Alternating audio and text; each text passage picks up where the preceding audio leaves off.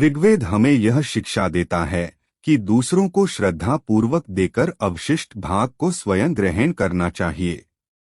ऐसा कभी न करे कि स्वयं भोजन कर ले और दूसरा भूखा रह जाए।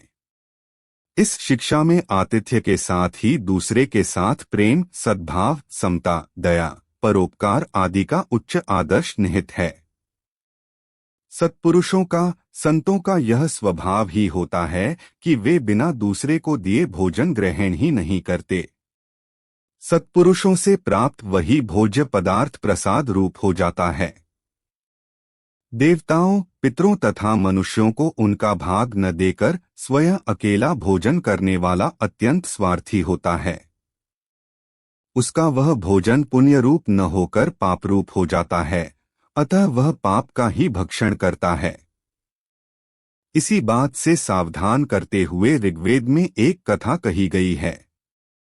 प्राचीन समय में आंगिरस सुंधवा नामक एक महर्षि थे।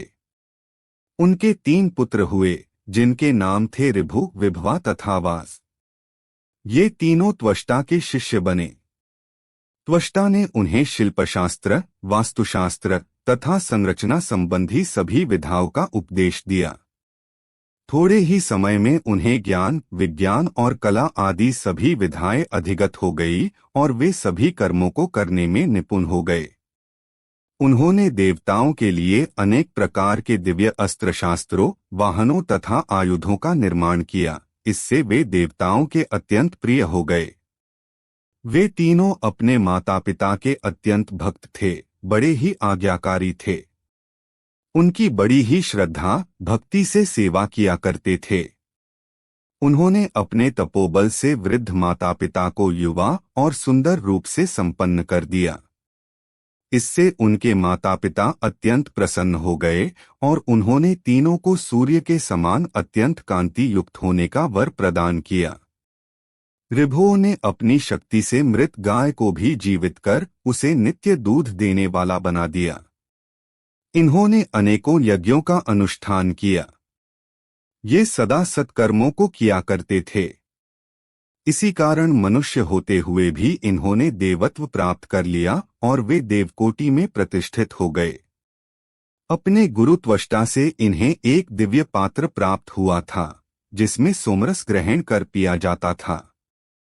देवकोटि में स्थित हो जाने से अब इन तीनों को सोमपान का अधिकार प्राप्त था।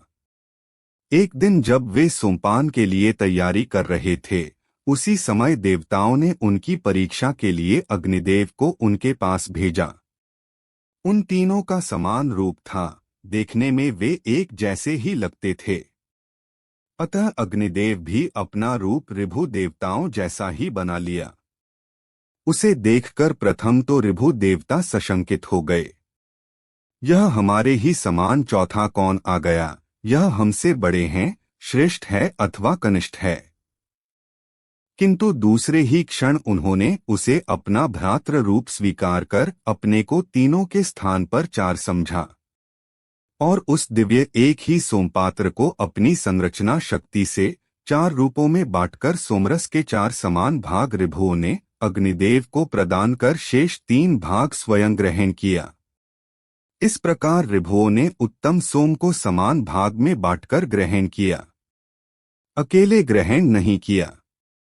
इसी कारण वे महान हो गए और देवताओं में उनकी महान प्रतिष्ठा हो गई। आठ देवताओं के इस उच्च आदर्श को अपने जीवन में ग्रहण करने वाले को महान शक्ति, संतोष तथा आनंद की प्राप्ति होती है और धीरे धीरे उसमें दैवी संपदा का प्रवेश हो जाता है।